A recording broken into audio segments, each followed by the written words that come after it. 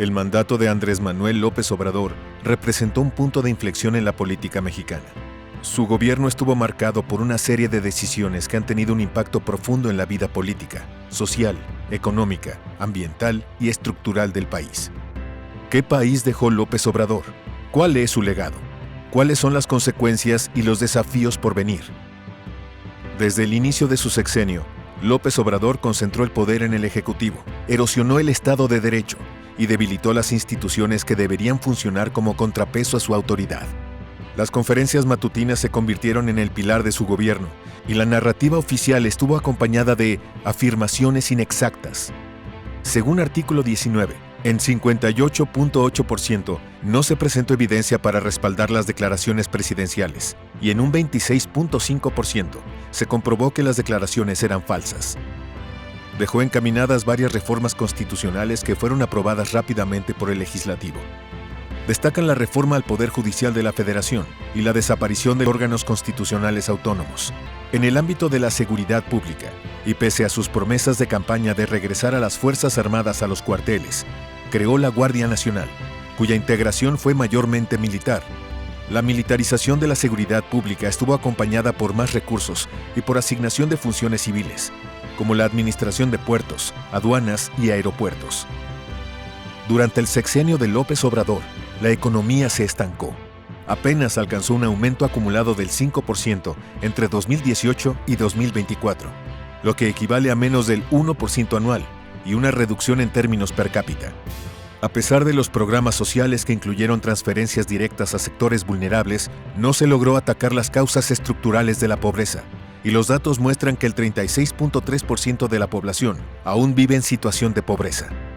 De hecho, la pobreza extrema aumentó en 400,000 personas.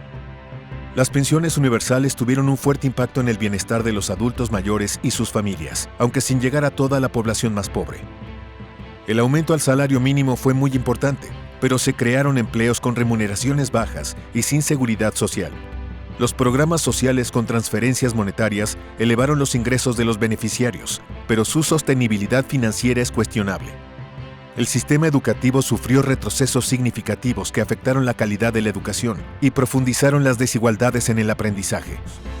En educación media superior, a pesar de programas como las becas Benito Juárez, solo el 52% de los estudiantes que ingresan logran culminar sus estudios. La falta de inversión en ciencia y tecnología limitaron el desarrollo académico en áreas críticas, dejando a México rezagado en innovación y competitividad frente a otros países. En el ámbito de la salud, la eliminación del Seguro Popular, el fracaso del INSABI y su posterior integración al IMSS Bienestar dejó a más de 30 millones de personas sin acceso a servicios de salud en 2022.